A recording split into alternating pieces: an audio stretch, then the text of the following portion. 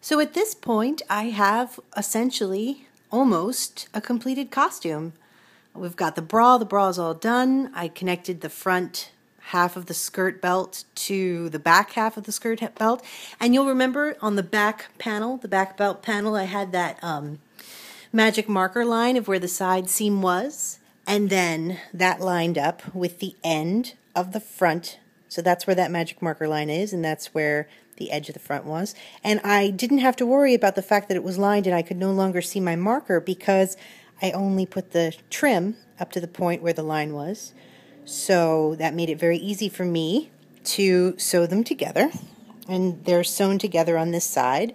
And the stitches are here and then also just a little bit up along the top because the back belt panel goes all the way to here. And the back skirt panel is attached all the way to the back panel to here. So they overlap. The back skirt panel goes to like there. And when I put it on, I tried it on, I pinned them together where they laid on each other. This is a dress form, by the way. Dressmakers use them to kind of help them as they make stuff. But there is a downside. And the downside is very evident with this bagginess. The downside is that one of these adjustable dress forms can only get so close to the human form. For one thing, they don't have boobs. They kind of have a curve, but it doesn't act like individual breasts, and there's no way to change it for cup sizes. And likewise, there's no butt. I don't know what kind of person they're trying to simulate here. Apparently, it's somebody who leans forward from the waist up and has no butt at all. But this is a standard dress form, and there's, even though it's adjustable, there's no way for me to just make the butt bigger, and there's no way for me to make the breasts bigger. That's as good as it gets. And sometimes when I've done costumes on here, a solution for that is to put another bra and even underwear on your dress form and shove socks in it. Shove socks in the thin bra to make breasts, and lay socks across where your glute muscles would be underneath the underwear that you stick on it. And it sounds silly, and it looks really silly, but it works.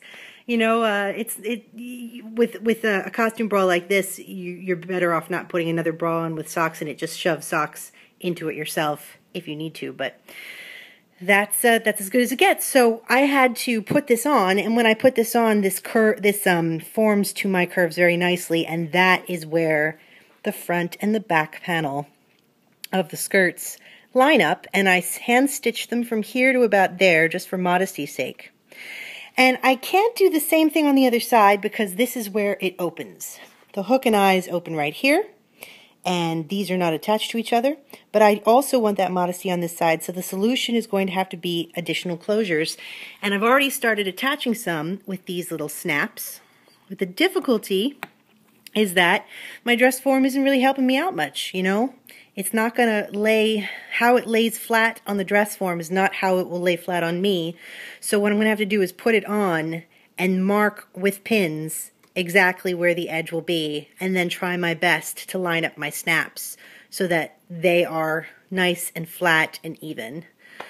And that's the idea. Now you're probably wondering how I get in and out with these pearls on, and as I said in the previous videos that I was going to use some kind of method of taking these on and off. I had intended to use lobster clasps, which are commonly used on jewelry, but I couldn't find my jewelry making equipment and my lobster clasps anywhere. So I just use regular old hook and eyes. I don't know how well you can see that, but they're just, the hooks are sewn to the ends of the strands of beads, and the eyes are sewn onto the inside here. I actually started by double knotting the end of my thread and then going with my needle through the two holes of the hook, and then going with the needle through between the two threads just in front of the knot. So basically making a loop knot so that the thread would be attached to the hook, and then I put the hook into the loop, the eye, And from there, I had my thread, and I started putting beads on, and of course I knotted between the pearls. And I started from the side and kept beading until it was the exact same drapage as the other side. So it's much easier to start from the hook and eye and move that way than it would be to start from the back and drape it as much as you can and guess, okay, now I need to put my hook and eye on without knowing exactly how long the hook and eye combo will add to your thing. There was no way for me to know that until I actually had it on. I hope that makes sense. So the moral of the story is start with your hooks and eyes and then move towards wherever you're going to sew it to attach.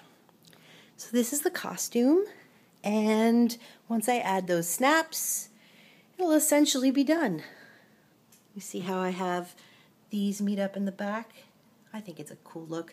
I guess I could have also had all of them meet together. That could have been a neat look too, but I kind of like the idea of having these like columns. And then I mimicked that on the skirts.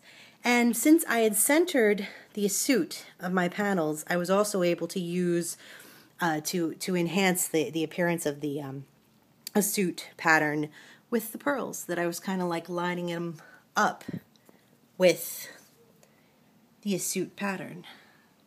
Those little diamonds are right in the middle of where the drapes meet the belt.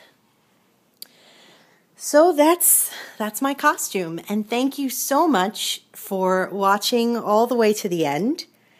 And I hope that when I get to perform in this costume, I'll add it to the YouTube playlist so you can see what it looks like in action. Thank you.